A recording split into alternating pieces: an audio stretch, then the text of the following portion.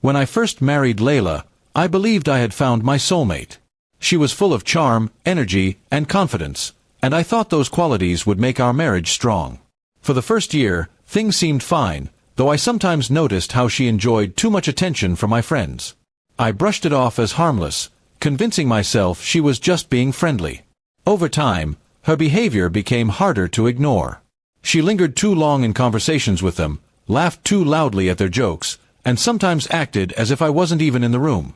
I kept quiet, hoping my patience would earn me respect, but deep down, I felt uneasy. One evening, after a small gathering at our home, I overheard her talking on the phone. She spoke in a low, almost flirtatious tone, and when I entered the room, she quickly hung up. I asked who it was, but she smirked and brushed me off, telling me I was too controlling. That night, I couldn't sleep, realizing something was wrong. My suspicions were confirmed a few weeks later. A close friend, someone I trusted deeply, admitted that he had seen her acting far too close with two of my other friends. He warned me gently, not wanting to hurt me, but I needed to hear the truth. My heart sank. The betrayal wasn't just from her, it was from people I had welcomed into my home.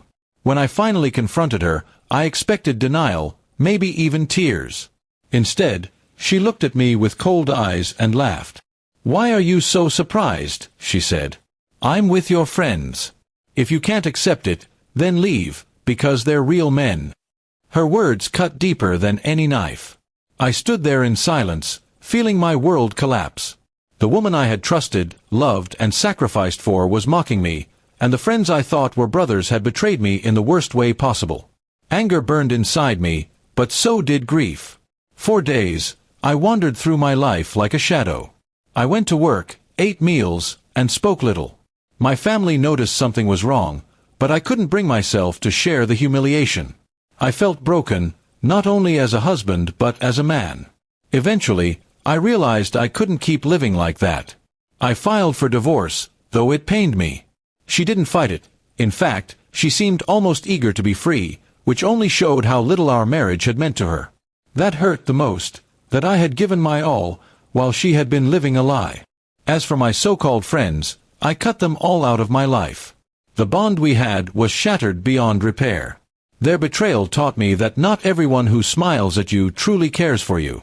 Some only wait for the chance to take what you value most. It wasn't easy moving forward. Nights were long and lonely, and sometimes I caught myself wondering if I had done something wrong to deserve this. But deep down, I knew her choices and their betrayal weren't my fault. I was guilty only of trusting too much. Slowly, I rebuilt my life. I focused on work, my family, and the few true friends who stood by me.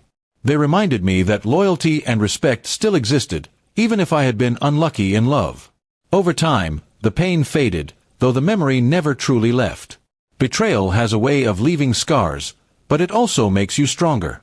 I learned to value myself more, to trust carefully, and never to ignore the warning signs my heart tried to show me. Looking back, I don't feel anger anymore. Instead, I feel gratitude that the truth came out before I wasted more years on someone unworthy of my love. She may have mocked me and betrayed me, but in the end, I walked away with dignity while she lost everything worth having. Today, I stand as someone who survived betrayal and found strength in the ruins. Her words used to echo in my mind, but now they are only reminders of how far I've come. I no longer chase her or the past. I walk forward, knowing my worth, waiting for the day when I will find someone who truly understands what it means to love.